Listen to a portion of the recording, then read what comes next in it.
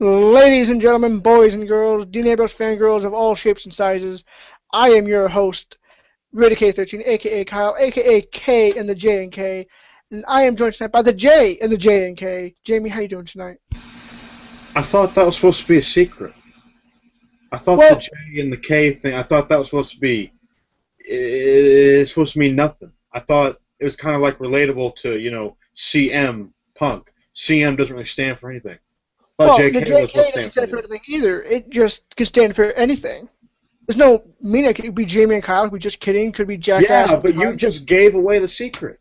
No, You no, I gave didn't. away the Because secret. here's the thing. No, Jamie, look, I could be the cunt. You could be the jackass. Well, that has already been established. So, I mean, it could mean anything. I could be the just, you could be the kidding. Well, that makes no sense because you're the J and I'm the K. But, Why? My name is not kidding. so you get it? It could stand for anything. It's not that it stands for nothing. It could stand for My anything. name is not Kidding Mac. I think it is. No. Anyway, ladies and gentlemen, if you have read the title of this Growing up with video, your name being Jamie Lee. It's already you grew bad. up, you grew up in name being Kyle Lee. And many substitute teachers later, probably Kylie. Kylie. Well, ladies and gentlemen, anyway, we're not going to waste too much time. If you read the title of this video, hopefully you can read it. I'm going to tell you anyway which days you can't read because we don't discriminate here. Although you should probably work on that if you can't read. Floyd Mayweather. Yeah. Anyway, we're going to sit here. This is a Fave Five video. Fave Five is brand new. This is the first video of them up. If you guys want to know, Jamie, should we do a quick rundown of what the Fave Five is, what it means, if they don't already understand it? Well, you see, dog, the Fave Five. No, really, that is a terrible Booker T impression. But anyways, just a little backstory on it. You know, the Fave Five, of course, we got it from when Booker T would always mention his Fave Five every week on SmackDown, to which Cody Rhodes / Stardust would later on to reveal that his Fave Five actually does have 11 people in. But anyways, the Fave Five is basically our top five, sometimes in some form of order, sometimes in absolutely no order at all. It is basically our favorite five, I guess, wrestlers or just like things of any topic. Like our Fave Five favorite matches, our Fave Five favorite botches, our Fave Five favorite match types, our Fave Five favorite title matches, Fave Five favorite. Try saying that 5 times fast. Anyways, so yeah. Say Fave Five times fast. That's easy. Fave Five, Fave Five, Fave Five, Fave Five, Fave Five. No. Say the whole sentence. Fave Five times fast. The whole sentence. Fave 5 times fast. Fave 5 times fast. Fave 5 times fast. Fave 5 times fast. Fave 5 times fast. There, I did it. Now can we move on? Let's move on. And on this particular video, the Fave Five for this week is our Fave Five all-time wrestlers, which, if you haven't already got it, that means 5 wrestlers who we think are our personal favorite. There's no stats behind this. There's no unbiasedness. This isn't us. This is completely us. Biasness, our personal opinions, what we personally enjoy. So if your wrestler's not on our list, tough luck. Oh, now of course also, that doesn't mean. And also, just to mention one thing, just to piss off all of the IWC marks out there, just as a little fact, neither of our Fave Fives include Daniel Bryan or CM Punk. Exactly. Yep. Now don't get the wrong idea. All of our Fave Fives, I feel like we need to explain a lot of things because I think I just lost my video. No, you didn't. I can still see it. Don't worry. Google Hangout just had a moment. It's Google. Yeah. It always Google has its moments. Anyway. Technology will never be perfect. I'm sorry, people. It just will not. And if that's your proof right there, it's on YouTube, it's recorded, we're in a live atmosphere here. We won't fix our botches. Maybe that botch will end up on our Fave 5 botches sometime later on. But don't get the wrong idea that all of our Fave Fives will be biased and as personal favorites, because we will have some Fave Fives which can be all facts. Vince McMahon once said, "Nothing can go wrong if it's live." There you go. And it But is true. on this particular Fave Five video, it will be all biasness. And if you don't like that, how about you leave your Fave Five in the description? You can do that. Who do you like? You all mean time? the comments? Leave it in the Maybe I'll add them to description. They don't have access to the description of the video here, smart one. They don't have the password to this hearsay. How exactly can they leave it in the description? They leave it in maybe the I'll comments. take their comments. Maybe I'll take their comments and put it in the description. Yeah, because that will not. Yeah, because that will not be just a giant list of fuckery. Because nothing can go wrong. I'll do every last one of them. I'm not going to do every last Breaking one of them. news, people, we are going to do our Fave 5 description titles. Coming very soon. Well, again, Botchamania gone wild. But hopefully, here, I'm going to take a swig of Coke, and hopefully this ends my botching. By the way, this episode of the JK Report is brought to you by Coca-Cola. Share Coke with a star. You ain't much of a star with leaving it in the description. Yeah. But anyway, let's get down to brass tacks here. I don't know, I keep saying that. Like the past couple of weeks, I keep saying brass tacks. At least you're not like JBL and saying, "Oh, got to build it from the ground up." Speaking of JBL, this is a good segue into my number 5 all-time favorite wrestler, John Bradshaw Layfield. Now, some of you might not understand why did I put him in my Fave 5, not a Shawn Michaels, and not a Daniel Bryan, not a CM Punk, not a Triple H. I just spoiled the rest of my top 5 because those names aren't in them. But I picked JBL simply because when I was growing up, I adored tag team matches. And the APA was probably one of the most funny and badass tag teams to exist for a while. I mean, you take them from the Acolytes when they're part of the corporation, they're just straight badasses. Then take them in SmackDown 03. They had some of the most funniest segments you'll ever see in SmackDown history. Go back and watch 2003 SmackDown APA moments. There's probably a video somewhere around YouTube about that. And if you don't laugh, you're lying your ass off.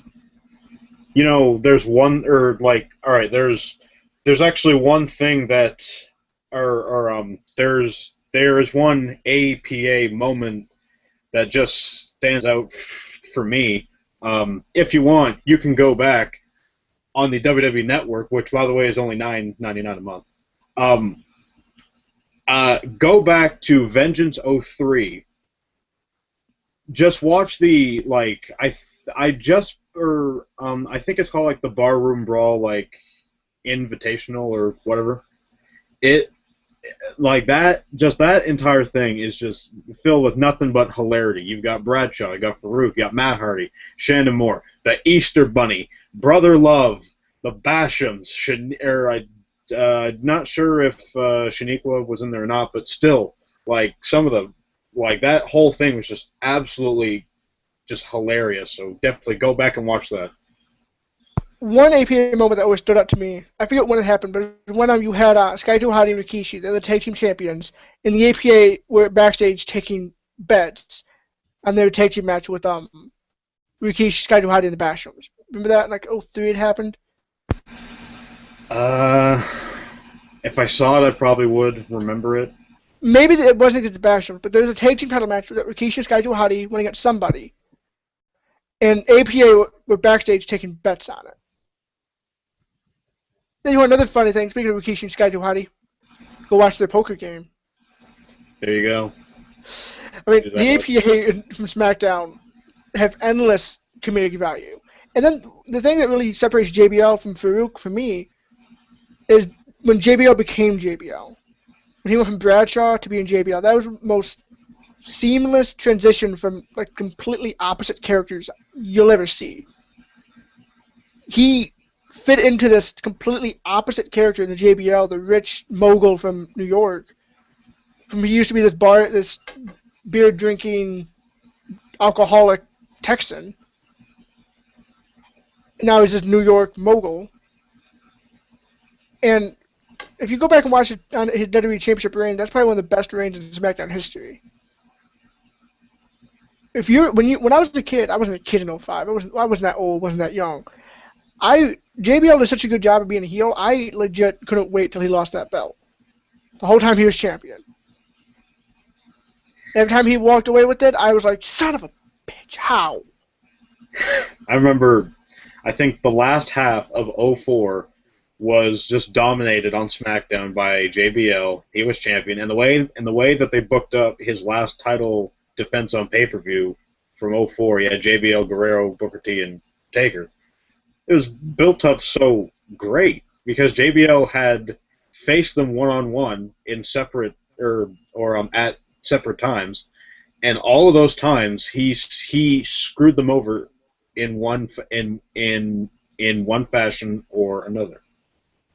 And then when you get down to it, Fatal 4-Way, the cabinet's banned from ringside, Bastions aren't there, Orlando Jordan's not there. It's like there's no way in hell. There's no way in hell he's walking away as champion.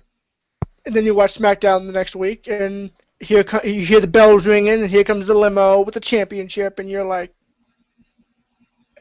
how? It doesn't make any sense. It like defies all logic. Like how? I don't understand.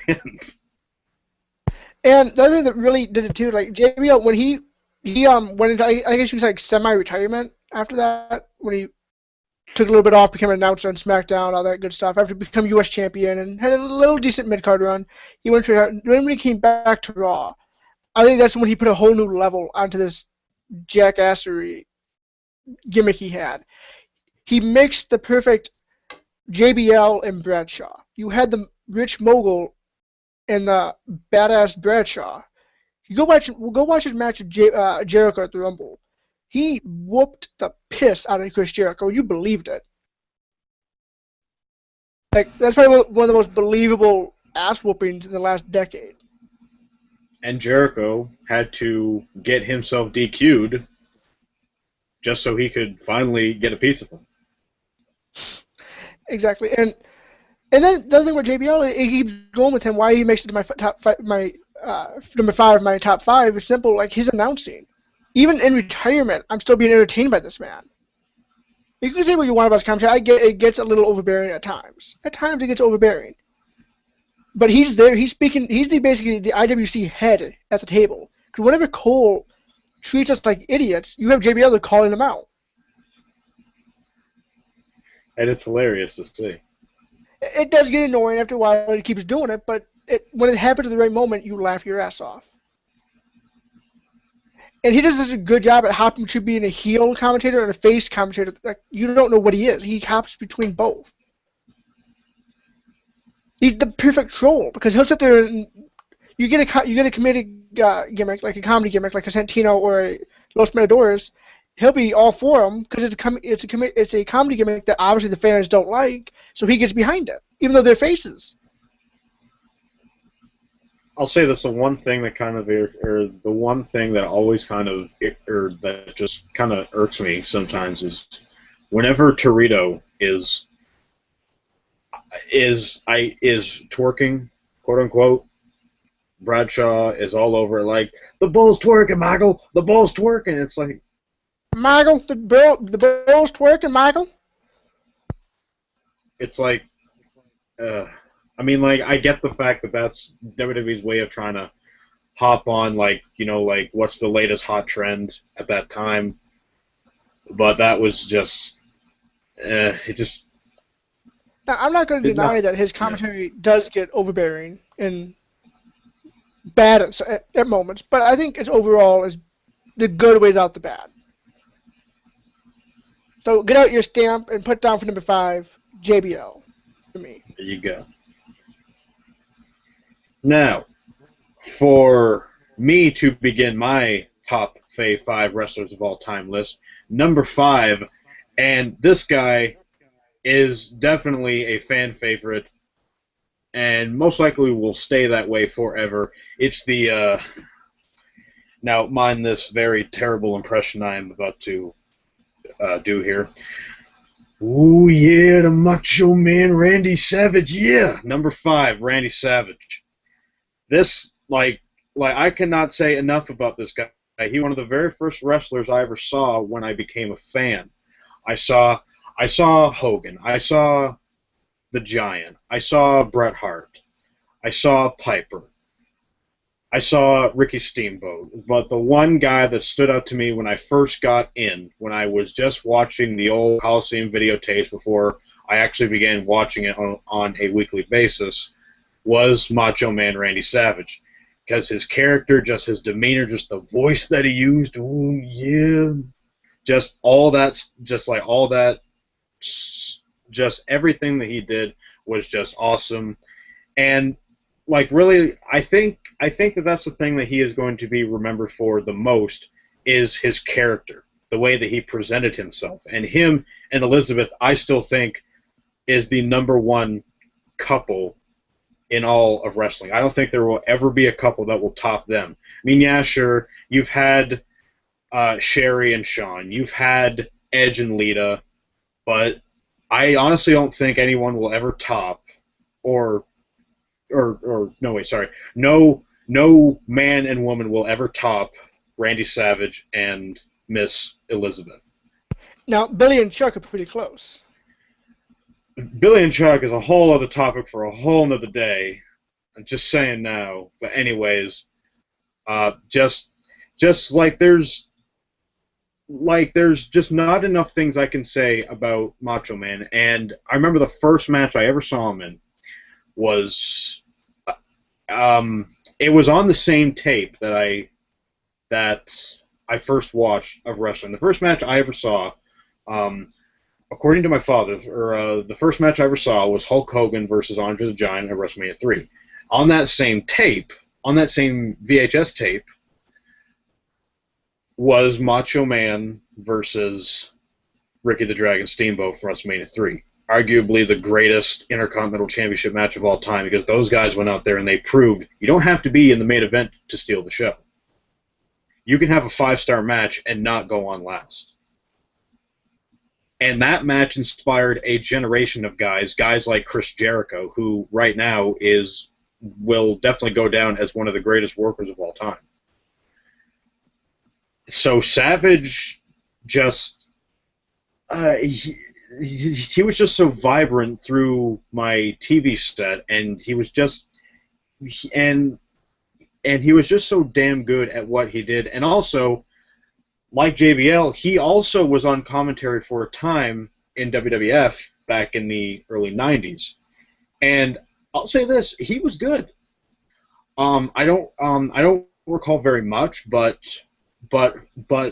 from the sound bites I have heard of him, he was very, very good. And it's a shame that he never got to come back and have one last appearance on WWE TV. And I'm sure just like many now I'm sure just like a lot of other fans out there were mourning and were very sad the day that we found out that Macho Man Randy Savage tragically passed away in a car accident, I believe. I want to say in Florida. I'm going to feel like crap if I'm wrong, but I think it was Florida. But still, it sucked so bad, and I was so hoping like, oh, one day he'll maybe come back and do one last appearance, maybe go in the Hall of Fame. That would be awesome, but unfortunately, it never happened. However, I am certain that he will be in the Hall of Fame one day. I don't know when that will be. I don't really have a spot-on prediction, but yeah, like Savage. To me, Savage over Hogan any day. Well, it's funny you go back in time a little because my number 4 was from around not around Savage's era, but probably towards the tail end of it. You have Sting from WCW. Now, me growing up as a kid, Jamie just gave you the whole spiel about how he grew up watching Macho Man and all that good stuff. It's the same thing with me and Sting. Like when I was a kid, I was born in '95. I was born into wrestling. Like I've been watching it since I was in the womb. It's not even exaggerating. Is that even possible? It is now. But just have a TV set in the room to sit back, kick back, and Yeah, just watch it. there you go. Yep. But here's the thing: when I was a kid, I didn't watch WWF. So, like the whole Attitude Era thing was going on. I was on Nitro. So obviously, I saw the whole NWO thing, the whole Wolf Pack. I saw Sting. Oh, you were one of those. Yeah, I was one of those. So basically, like everyone who likes the mystique behind like the Undertaker's character from the Attitude Era, Sting's kind of my Undertaker. He was this mysterious character who I liked because he did things out of the ordinary. He came down the rafters in his little rope. He came down with a baseball bat. He stood up to the NWO. Then he eventually joined the Wolf Pack, which is basically NWO, but I'm digressing. Every wrestler goes through their fair share of why times. I agree. And then you continue. I've always respected him because one thing that, whether for good or bad, as much as I would love to see him in WWE, the fact that he stuck to his guns for like a decade about him not going to WWE. Whether I agree with the decision or not, I respect the guy, the guy behind it, Steve Gordon. I believe that's his name. I respect the man, his integrity. Gordon. Borden. Gordon. Okay. I believe. I think. Hopefully. I know his first name's Steve. Yeah. But the man behind the mask, he stuck to his guns and said, "I'm not going to WWE because I don't feel I can be treated right." And now he's at the point in his career where it's like, what could they do? What could they possibly do? So there's one thing that he always got my respect from when WCW was bought up by WWE, how he refused. And I've watched so many interviews about why he didn't go, and he didn't bash WWE. He never had one negative thing to say about WWE. He just didn't trust them. And he had valid reasons. He just wasn't some bitter asshole like many other WWE stars. Like, oh, WWE didn't want me because I was too good. He simply said, I didn't want to go to them because I saw what they did to Booker. Mm-hmm. I remember that documentary.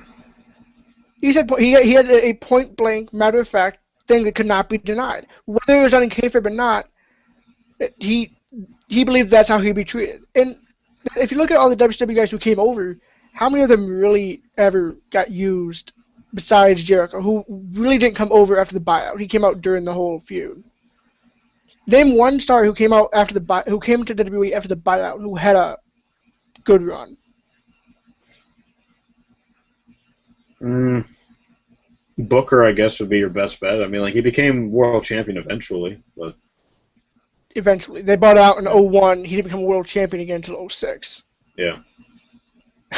So, I mean, Sting didn't go about it in this, like, I'm better than WWE bullshit. He said, I don't trust them. And if you're wondering what Kyle is referring to, during the Invasion storyline, when Rock and Booker T locked eyes for the very first time, Rock mouthed, "Who are you?" And Sting thought that if there's any way to bury someone, right there, someone who was as credible as Booker T, who had built a strong reputation in WCW, who had built up a strong Hall of Fame worthy career in WCW, Rock turns around, he's like, "Who are you?"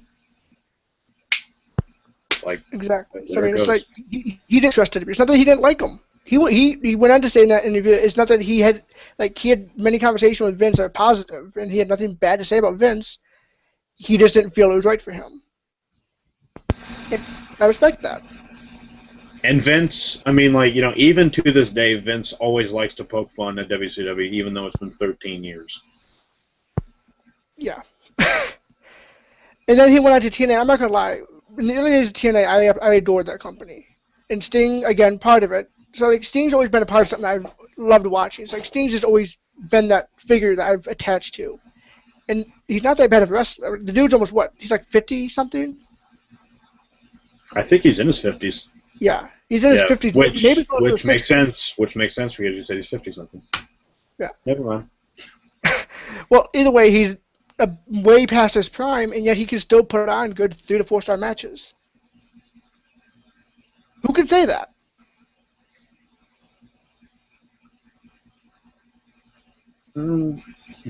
Flair, I guess his last match was Michaels, but I think he was like 60-something by then, wasn't he? Yeah, no one's going to touch Flair, but no.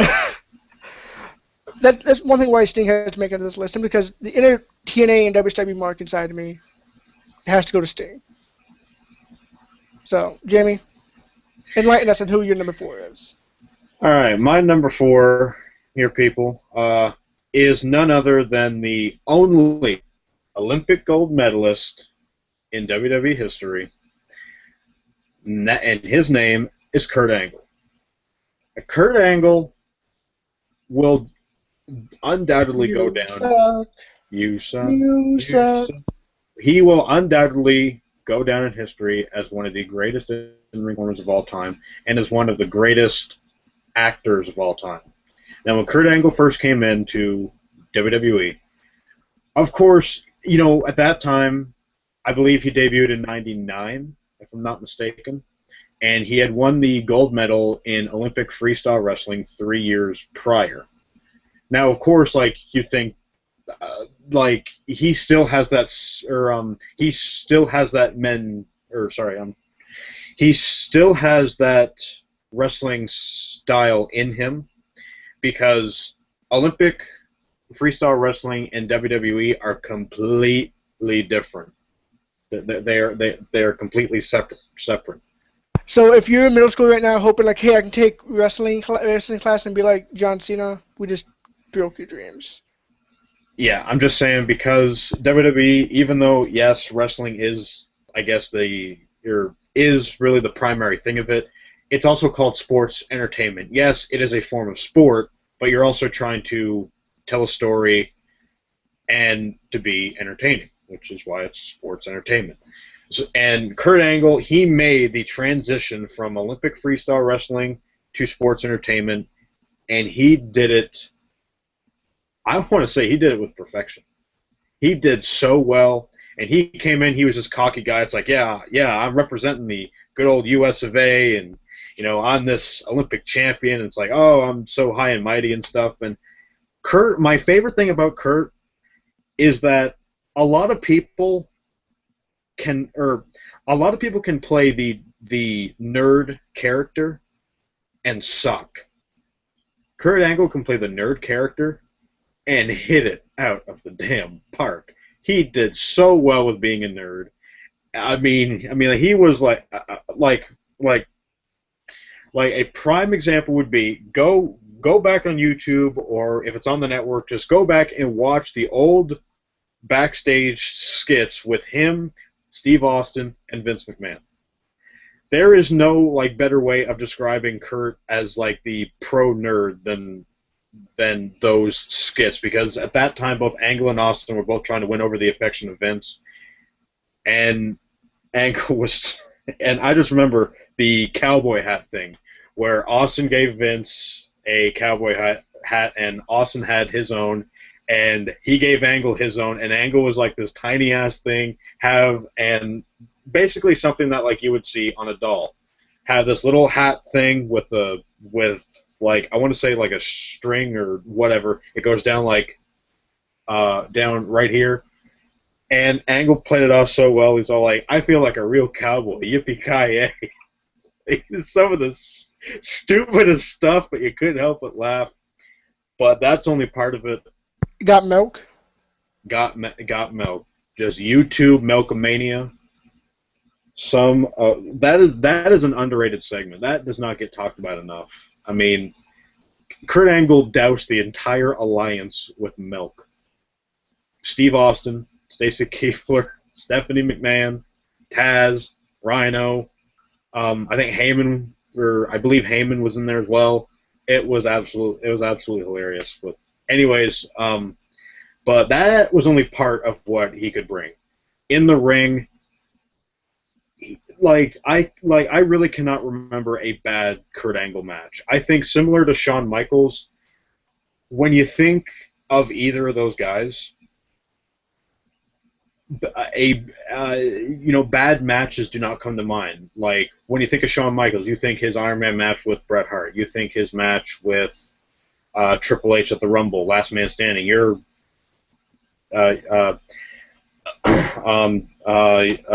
think of Shawn Michaels' Taker from WrestleMania 25 and 26. With Kurt Angle, it's the exact same way. You think of his match with Brock Lesnar at WrestleMania 19. You think of his match with Shawn Michaels at WrestleMania 21. You think of his match with Lesnar again, Iron Man match on SmackDown, like just all of the awesomeness you immediately think of. You don't think of the bad stuff. Because Angle was so good, you can't recall a bad match he had because he was so damn good at it.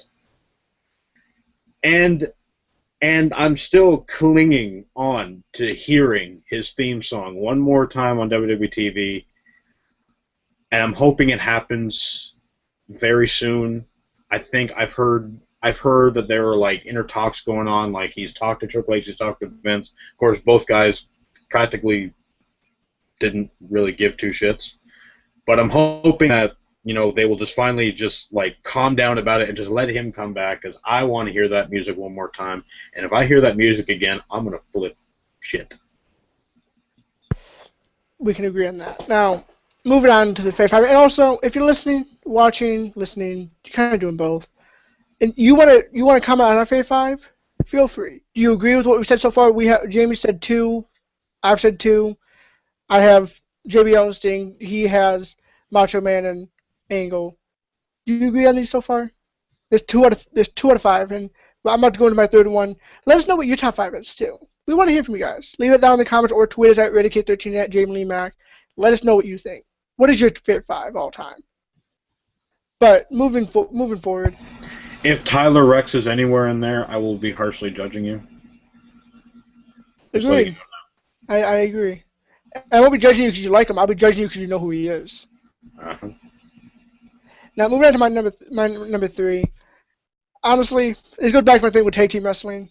My third favorite of all time has to be Christian, because I am a lifelong peep. I will be the first to admit, my thing with Christian, he obviously rode the coattails of Edge for a very long time as a tag team. Edge was obviously the more popular of the team and would be a lot more successful. But if you watch his run in TNA, that's when Christian became his own.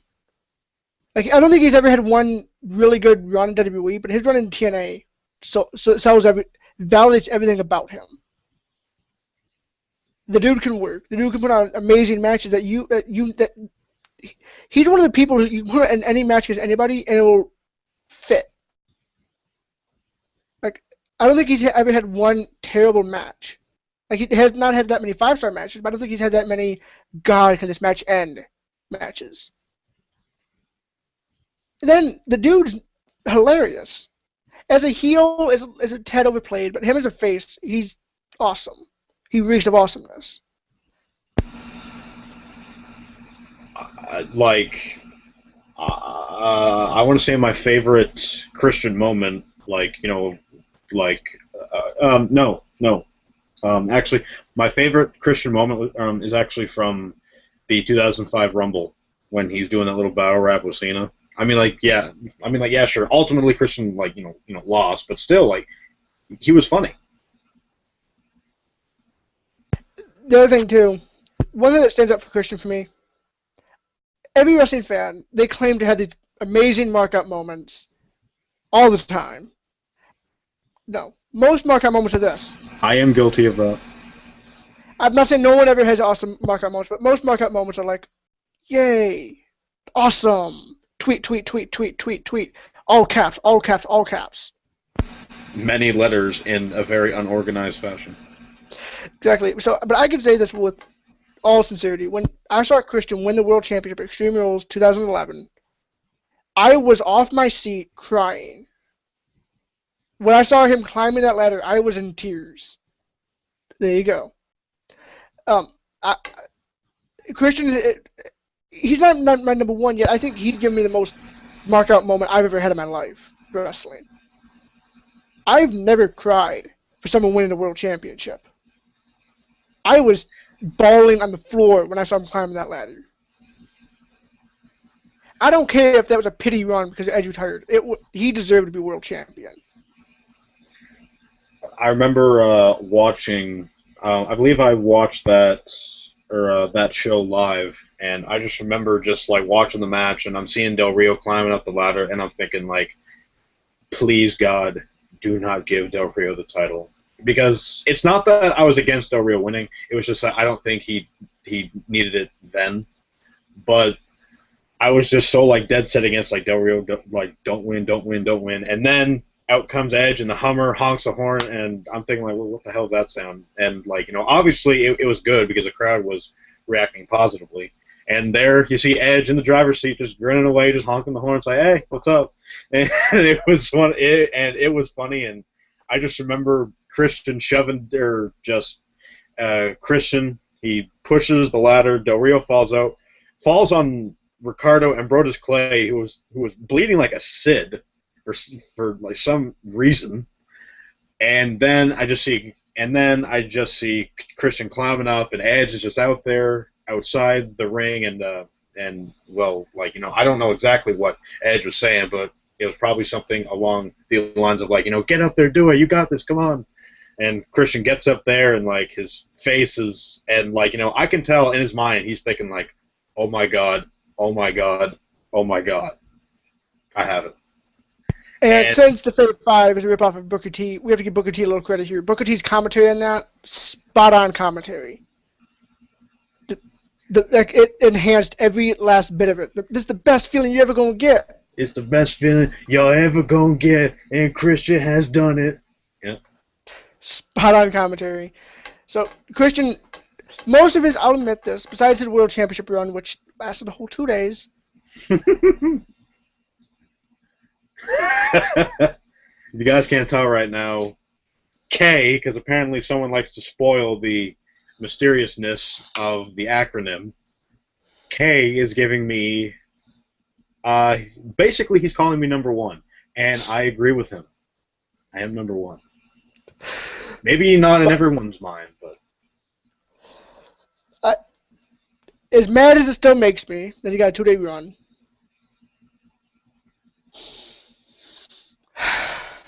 Deep breath. Christian gets number 3, mostly because of tag team run. Because Edge and Christian, best tag team that ever lived. Because they reek of awesomeness. Now, for those with the benefit of flash photography, let's take a 5-second pose, Mr. Mac. This is my pose. I'm not moving. You're no fun. You're no fun. You're supposed to play along. I'm posing right now. Can you not tell? No, you have to help the people. I'm not moving. I'm not moving. A pose is when you don't move. I'm making a pose. Strike a pose. What's in your face? You just standing like a statue. This is the pose. I'm not moving. Well, I'm opposed to your pose. You're a poser. I went there. Okay, Mr. Mac. Who is since you don't want to play along and you're not any fun?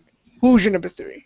My number 3, Mr. K, is the one and only Texas Rattlesnake, Stone Cold Steve Austin. What can I say about Steve Austin? One of arguably the biggest star in all of wrestling. The name and face of the Attitude Era. Never took any trash from anybody. The name and face of the blue-collar worker. One of the best characters of all time. One of the most iconic finishers of all time. And just straight up badass. Now, of course, when Steve Austin first came in to WWE, he was known as the Ringmaster. Now, of course, you are not going to associate with the top name of your company for the foreseeable future as the Ringmaster. You see names like Hulk Hogan. Hulk Hogan sticks out. You see names like John Cena. John Cena stands out. The Ringmaster doesn't exactly scream pop culture. So anyways. It screams something. It screams mid-card. if you want to be brutally honest. And now, of course, even Austin has gone on record and said the Ringmaster gimmick sucked, and it was not going to go anywhere. And it was very clear it was not going to go anywhere. And they finally broke him away from, I believe, the $1 Million Man And that is when Austin finally began to be himself. And he would go on to develop his character. And of course, at first he was a heel. And of course, the rivalry that basically set his entire wrestling future from that point on was his rivalry with Bret the Hitman Hart. And one of my favorite things about that feud, one of my favorite quotes of all time from wrestling, I was actually watching the Monday Night War show on the network, which, by the way, $9.99. Anyways, one of my favorite quotes that Austin ever said in that feud, he said, "If you put the letter S in front of Hitman, you have my exact opinion of Bret Hart." Hilarious quote. I laugh every time I hear it. I mean, just from the way that he said it, just the reasoning behind it, and it was awesome. And of course, the first match that they had was at Survivor Series in '96. I believe it was the #1 contendership for the then WWF title.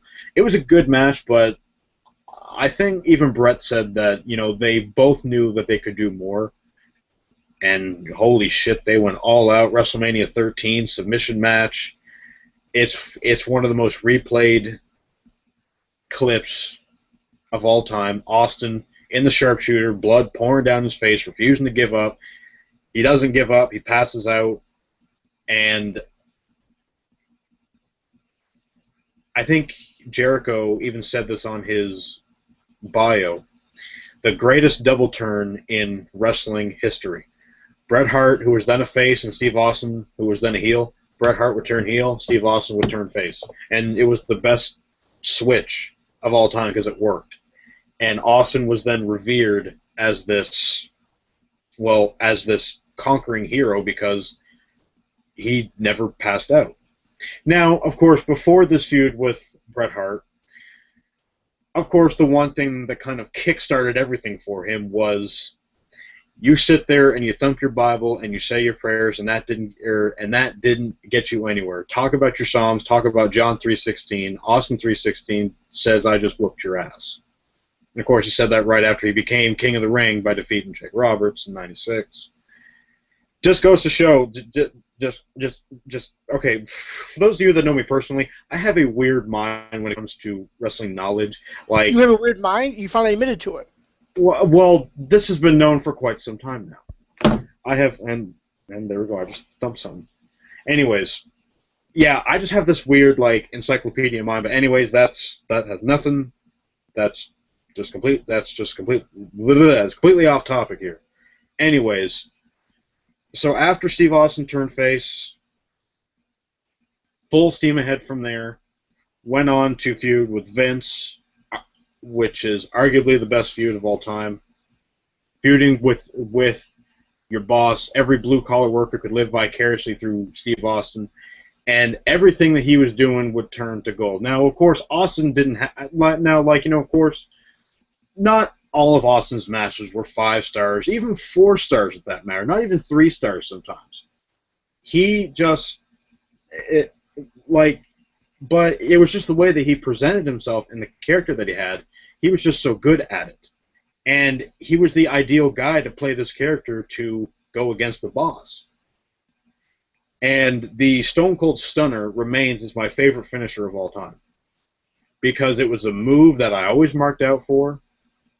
And it's so great to watch certain guys sell it. Now, of course, I'm pretty sure my favorite person to ever take the Stunner will always be Rock. And I'm pretty sure a lot of people share the same opinion, because Rock, whenever he oversold it well. He didn't oversell it to the point where, oh my God, we know this is fake. When he oversold it, you actually kind of believed it. And it was so good. And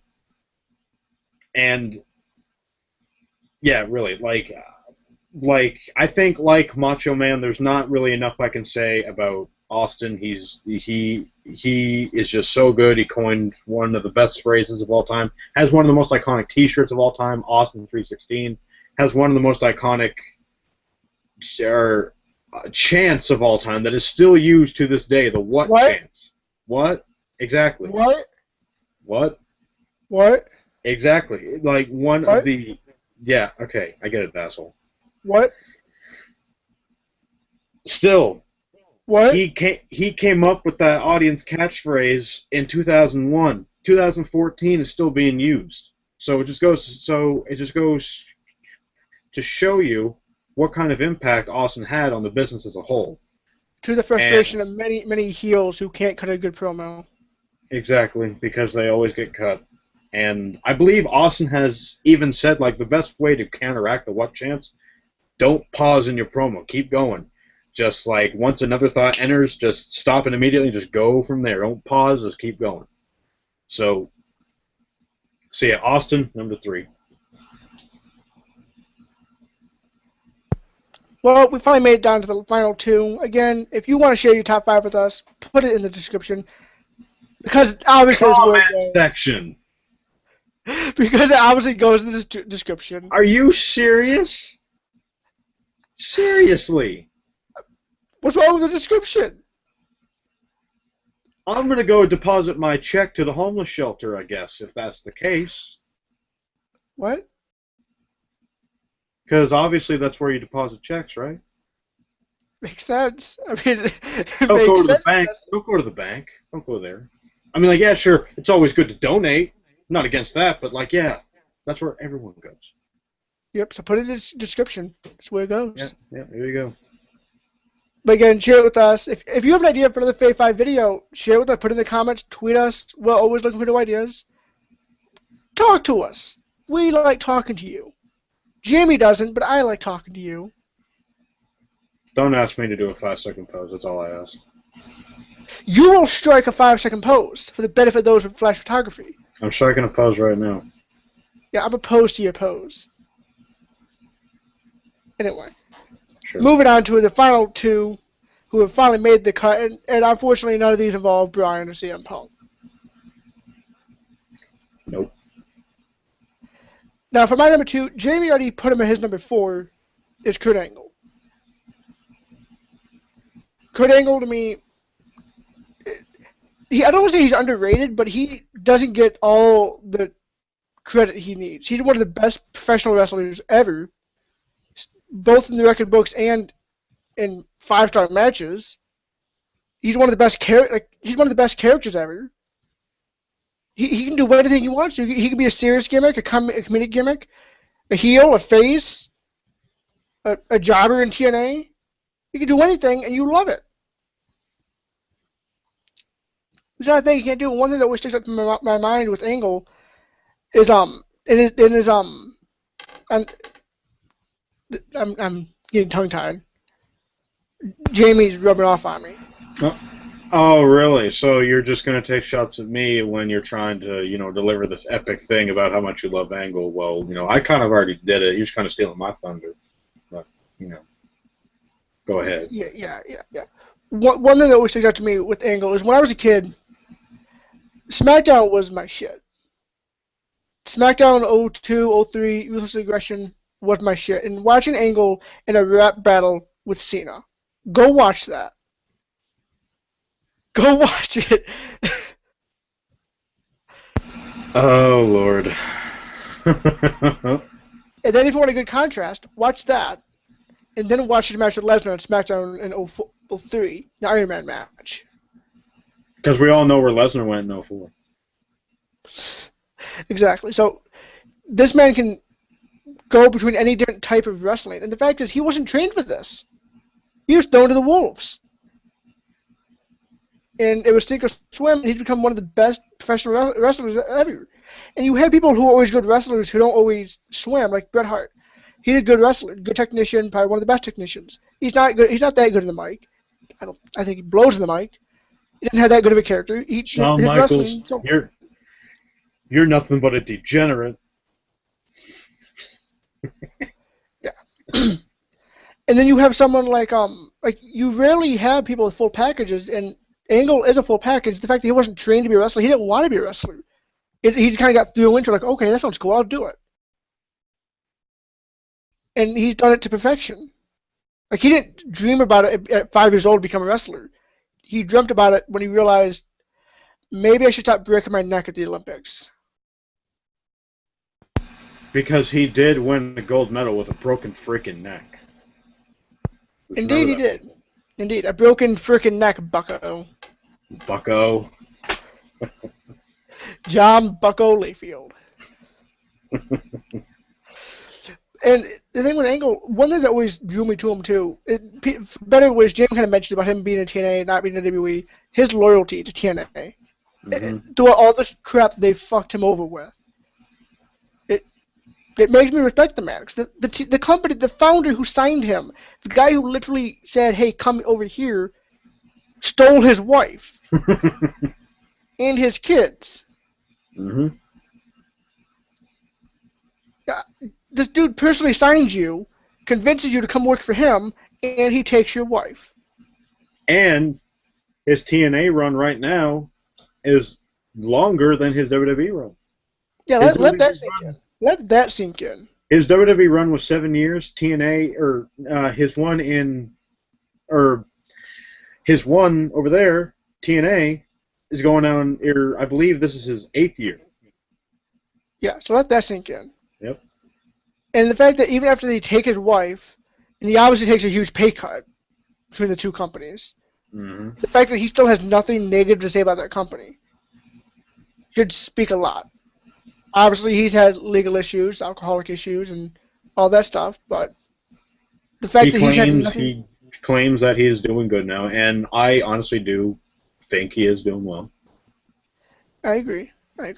And the fact is, like, once he's healthy, he's still going. He's like 44 years old now, and he's still going. The dude, I don't think he's ever put on a bad match I don't think he could pull off a bad match to save his life.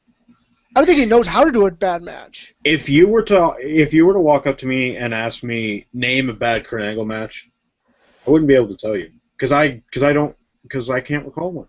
He had a good match with Just Incredible in ECW. For fuck's sake. There you go. Let that sink in.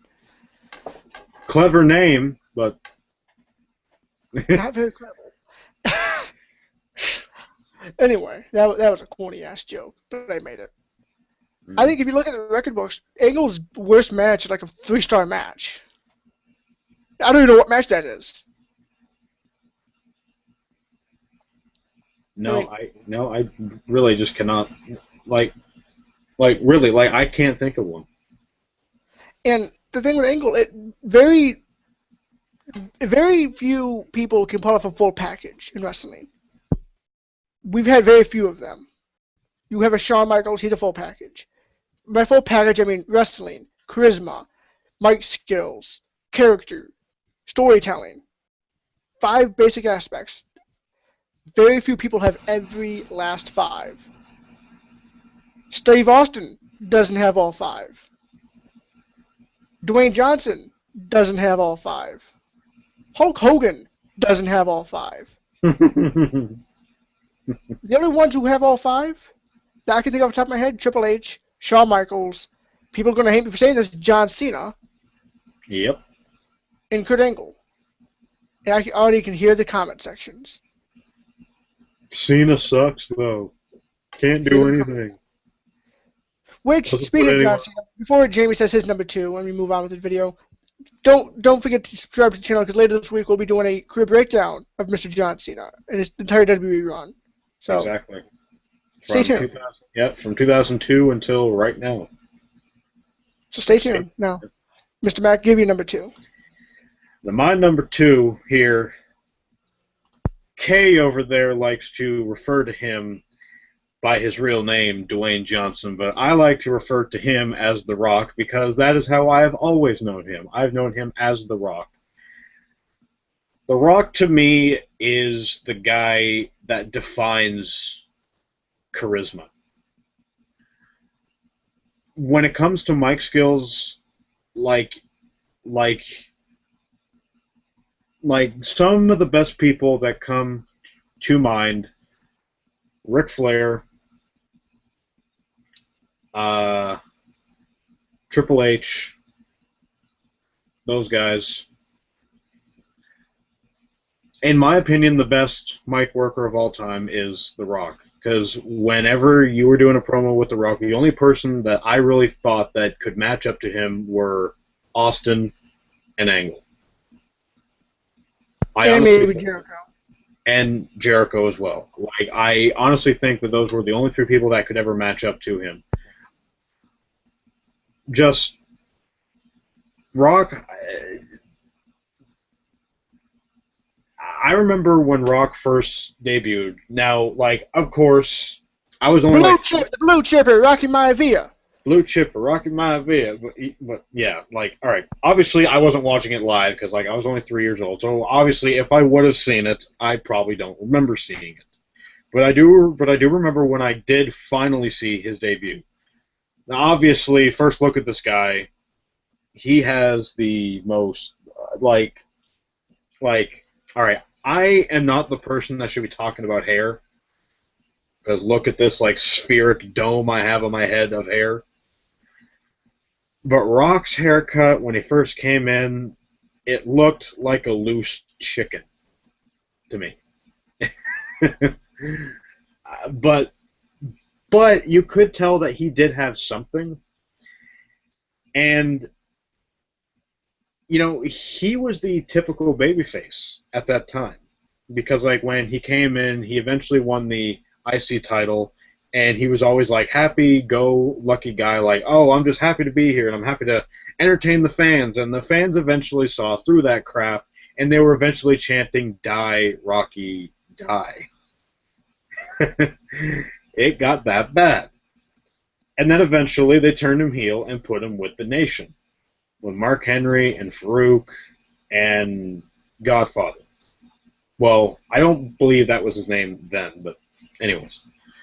And Rock was obviously going to be the shining star out of that group. I mean, I think it was supposed to be, well, I think it was meant to be made for Farouk mainly, but it so ended up being Rock, which is kind of funny because, like, you notice how whenever they get factions together, whenever they have, like, that one guy on their mind, like, all right, this guy is going to, like, exceed expectations. He's going to, he will ascend the ladder. He's going to do so well. It always ends up being someone else. In the Nation, it was The Rock. like, really. Yeah, you think about it. You have the Nation, it was Dwayne. In Evolution, it was Orton instead of Batista. Mm-hmm. Eventually, they took that back and maybe shoved Batista in your throat, but still. Yep. Trying to think of another faction that they did that. Shield. Yeah, cause like really, all right, like I won't lie, I didn't have a flying fucking clue who Roman Reigns was when he first debuted. I had no clue who he was, absolutely none. And now, exactly, and now look at him. I can obviously see him being the next top guy. So, but anyways, And then Rock was given time on the mic to finally, like, you know, let his feelings out. And I remember one of the first promos he cut was like, oh, you guys say die, Rocky, die. Really? That is the kind of response I get from you pieces of crap. Like, I mean, like at that time, it was good. And Rock just continued to exceed and exceed and exceed, and then he eventually paired up with the corporation, and I don't think anyone saw Rock turning heel again when he joined up with Vince and became the corporate WWF champion. And that was also even better because, like, he came out, he basically had, like, this movie star kind of look. He, like, came out with fancy glasses and, like, you know, expensive shirts and, like, outfits and whatnot, and he looked like the kind of guy where it's like, you think you're so great because you got all this power and money. And he played it off so well. And Rock has been involved in some of my favorite matches of all time, and his in-ring work is awesome because like the two of my favorite sellers of all time are Shawn Michaels and The Rock. The Rock, when he oversold, you could tell when he does it. and when he does it well. He doesn't.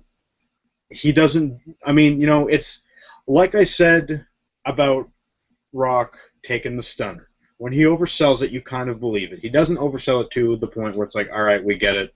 This isn't real. He's obviously just trying to make it look like it hurts. When he did oversell, you believed it, and it was good.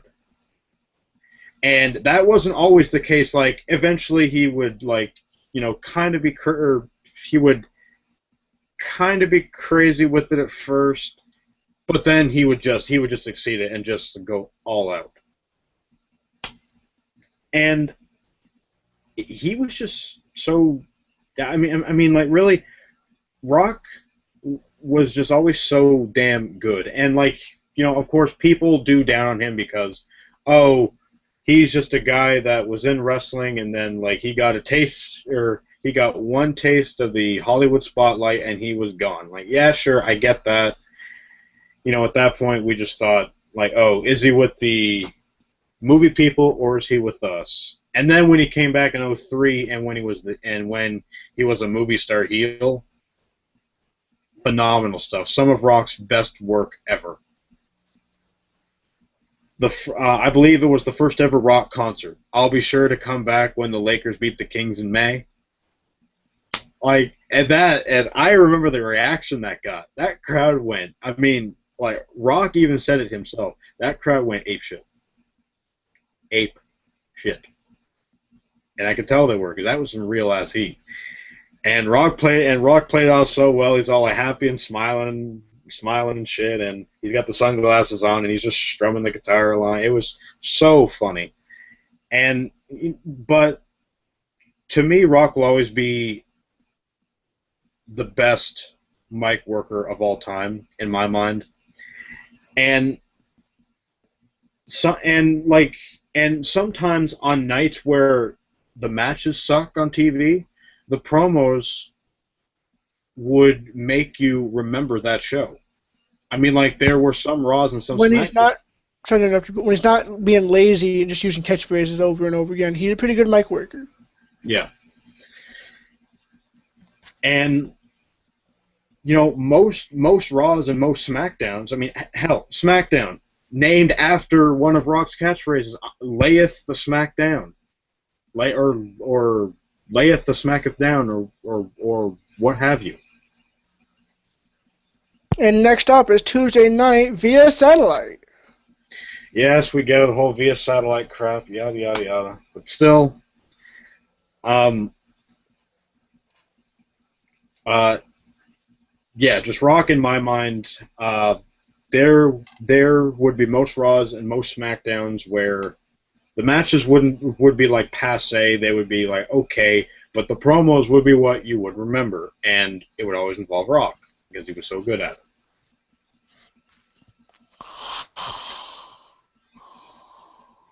Is someone tired? Look, I get the fact that I stumbled on my words here and there. Are you done talking about him? Yes, I'm done. I get it. Okay, good.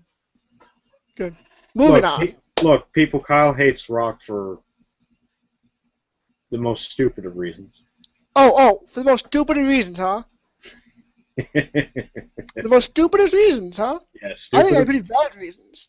Here we go. In fact, I'm not going to go off on this, but the fact that he basically fucked Ryback in the ass without lube because he had to go play Hercules. To name a few. But we're going to move on because we're finally down to the last one, down to the brass taxes with again, there's a word again. Word of the night. From the ground taxes. Up. We have made it. I don't know how long this video is, but we've made it to the grand finale. If you have made it this long, I will give you a handshake. I will shake your hand. A very firm, steady handshake. Now, obviously, most of Fave Fives will not be this long, but this brought out the inner mark in us. We were happy to talk about all the stuff we talked about.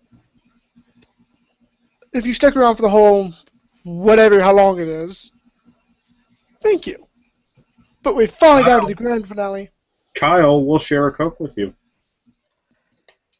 Share a Coke, brought to you by Coca-Cola. Share a Coke with a star. dust. No. Now, for the grand finale, my favorite superstar of all time, if you haven't already guessed it from when I talked about Christian, let me show you.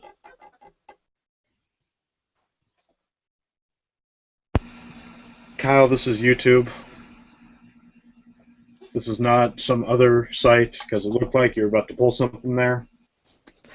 Well, if our subscribers want it, I'll give it to them. But my favorite wrestler of all time is no doubtably the Rated R Superstar Edge. There's one, I've already said this with Christian, I adored Edge and Christian as a tag team. They're the best tag team ever because they reek of awesomeness. I reek of awesomeness. We're match made in heaven. His opinion, not mine. Yeah, shove it. Then you have a single run. Like he was the best heel. From like 06 to ever. Even though he has a face halfway through that. Because that made sense. From 06 to ever. It does make perfect sense.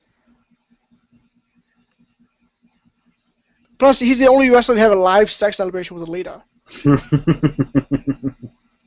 That was interrupted by none other than Ric Flair. And then Cena. Exactly. You are dead in the bed, friend. But Edge is by far my most favorite wrestler. It was sad to see him go. I'm glad he's healthy though. Hope he stays healthy. And for all those Edge heads who want to say, oh, claim to be Edge heads, so they want one more match, go fuck yourself. Yeah, Edge. I mean, okay, if Edge was able to, like, if Edge was physically able to have one more match, I would be all for it. But the circumstances are he cannot have another match because they will never clear him, and it's good that they will never clear him because if they do, he might end up paralyzed. Yeah. So basically, if you want to see another Edge match, here's what you do: save us all some time and save a guy's neck. Find a wheelchair. Go to Goodwill, buy a wheelchair, bring it to your house, sit in it, wrap a rope around your legs to the chair so he can't move. Do that instead. That will be your future. Or, sorry, that will be Edge's future. Exactly. So if you want another match, just do that. Then see how much you want it still. Now, Jamie, who is your number one so we can put an end to this ridiculously long video? Oh, yes. If anyone has stuck around this long. Alright, my favorite wrestler of all time. Now, of course, everyone has their own favorites, so, of course, I'm sure that the four that I've previously mentioned already are probably already a lot of fans' favorites. Like, maybe Austin might be their number one favorite. Rock might be. Macho Man. Angle. Shawn Michaels, like Kyle said, Edge. Daniel Bryan. CM Punk. Brock Lesnar. My favorite of all time, no, I'm not wearing his shirt. If you guys actually want to know, I'm wearing the Paul Heyman guy shirt.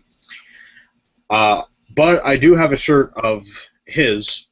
My favorite of all time is Triple H. And again, like we said earlier, I can already see the comments now. Why does your favorite always bury everybody? Blah, blah, blah. Why does your favorite, you're like, oh, he's only in it for himself. Get the shovel. Yeah. Shovel jokes all around. Now, before I get to that, the reason why I like Triple H so much is because, over the years, okay, I've been a wrestling fan for the better part of the last 20 years. Like, as far as I can remember, being that little kid watching old matches like Hogan and Andre and Savage and Steamboat.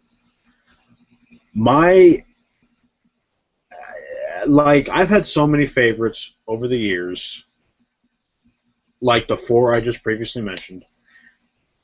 But there's one guy that always stood head and shoulders above the rest to me, and that was Triple H. But when he first came in, known as Hunter Hearst Helmsley.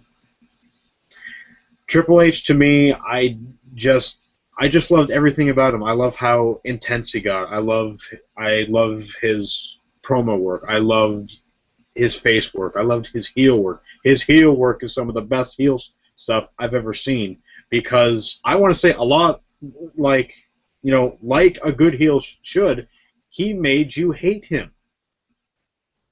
And there were times where the kayfabe fan in me would come out and say, "Oh my God, somebody shut this guy up! Somebody stop this guy, because because this guy is going on a tirade, and holy shit, he's the world champion, and the only reason why he is the world champion is because his buddies keep helping him. His friggin' Flair and Orton and Batista, they keep helping him. I'm getting sick of it." I actually did know one guy. I knew one guy a few years back who actually told me, "I stopped watching wrestling because the bad guys always won." That is how much of a heel some guys can be. They can ultimately make someone stop watching. And I know, and like, make one person out of the millions of fans they have around the world stop watching. I get it. Like, oh, that's bad. You're making someone stop watching. But still, that is all the part of being a good heel. Like, you're like people don't like you so much that they don't want to see you. Triple H was that kind of heel. You're not supposed to be such a good heel. They cheer you. Like these days, where everyone is all like, "Oh, let's cheer Brock Lesnar. Let's cheer the guy that broke the streak." And well, also, I'm pretty sure all those German suplexes to Cena was a wet dream for most of the. Hey, German suplex yourself.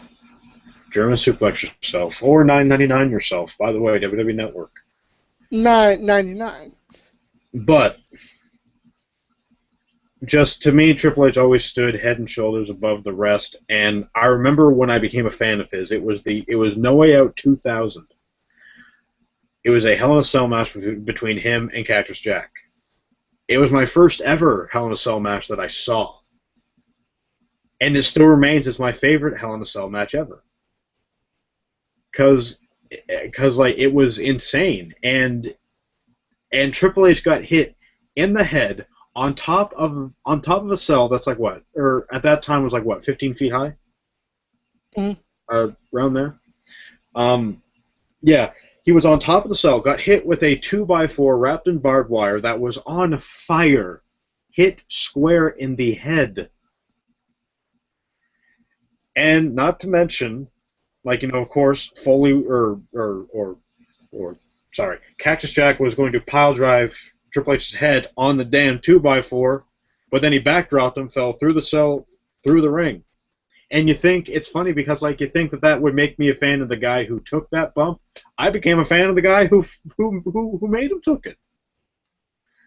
And it was so, and just I just loved everything about that match. And then I remember a year later, they had Triple H versus Austin in a 3 Stages of Hell match. Badass match, absolutely badass. If you have not seen this match, go YouTube it. Network, like $9.99. $9.99. Like, do it up. Awesome stuff. And also the sledgehammer was just an added bonus, because every time I see a sledgehammer, doesn't matter where I am, if I'm at like some garage somewhere and if I see a sledgehammer off to the side, if I go to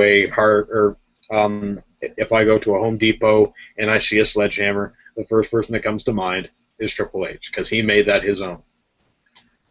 And he was also someone that my father and I bonded over, and it was just awesome. And, of course, at the time, being a kid, I'm seeing him rising up, and I'm seeing him with Flair and Batista and Orton, and I'm thinking, oh my God, is someone ever going to stop him? Well, looking back on it now, I love it. I love it. It was so good.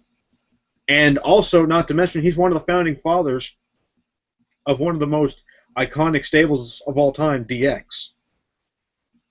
And he was awesome in DX, hilarious in DX. Stick your chin in DX's business again, like, saying that shit to Slaughter. Like that was, I mean, just so many facets to him is just amazing. Now, one thing I want to say about the burial joke, about all of the burial shit going around, was like, oh, he buries Joke's on everyone. you. He had sex with a dead body. Yeah, yeah. Anyways, the whole thing about Triple H burying everyone, like, yeah, sure, it's funny to make a joke about that, like, oh, the payback poster, he is carrying a sledgehammer. Oh, wait a minute, let's Photoshop it. Oh, he's carrying a shovel. Now, here's the thing. I cannot remember. I like really like the only two people that come to mind that he's ever really buried.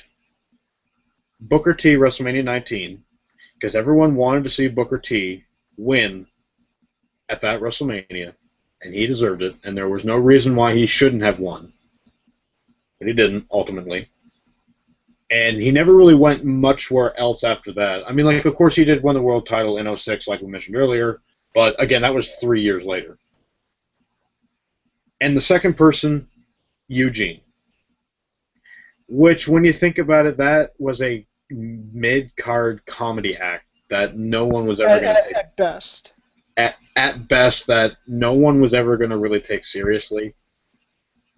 And it was eventually going to happen, because when Eugene said, my favorite wrestler is Triple H, like, obviously that was going to... Like that, I mean, like, they were bound to cross paths at some point. So yeah, like, those are the only two things that come to mind. Now, when people say, oh, he never puts anyone over, let me see. Lost to Chris Benoit, WrestleMania 20. Yeah, there we go. Lost to Batista, WrestleMania 21. Lost to John Cena. Yeah, sure. Maybe he won against his match, or wait, won against. Maybe he beat his own match. Yeah, exactly. He's that. Yeah. Well, then again, he is that damn good. He just took that match, put it in the bottom of the ring, and 1, 2, 3, beat the whole match. Now, even though he won his match against Sheamus, who's the guy that took him out, supposedly in storyline, for the next 10 or so months? And to be fair, when he came back, he had to beat the piss out of Sheamus. Yeah, because that was still, like, lingering. So, like, they had to put an end to it because they weren't going to continue with it. They had to end it. And Sheamus was in a position to where it wasn't going to hurt him. No. And it because didn't he was already wearing the American flag on his trunks. Now, and at 27 and 28 had arguably two of the best matches of that year. At 29, went on to have what I thought was his best match against Lesnar. And, like, of course he won, but ultimately he lost in that feud. WrestleMania 30. Loses clean to Daniel Bryan. Clean. Clean. Shoulders 1, 2, 3, that's it. Then shows up in the main event. Daniel Bryan hits Triple H with his own signature weapon, the sledgehammer.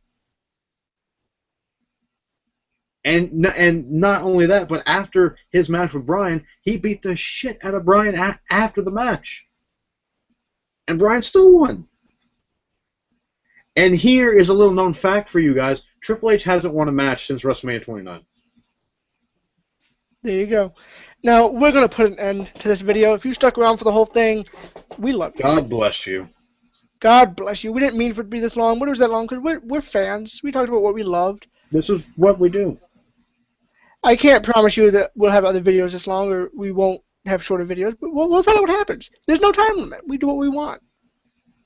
And by the way, just to clarify about the whole Tyler Rex thing, I will not harshly judge you. We all have our own preferences. I will harshly judge you. But moving on, one thing I do want to say real fast is subscribe to the channel, JK Report. Hit the subscribe button. Hit the thumbs up button. We'll be releasing a video later this week, probably around Saturday, Sunday, about a career breakdown for John Cena. That's going to be another series of videos we'll be releasing. And next week, we'll be releasing the Fave Five Feuds, our top 5 feuds of all time. Should be fun. You can play along at home.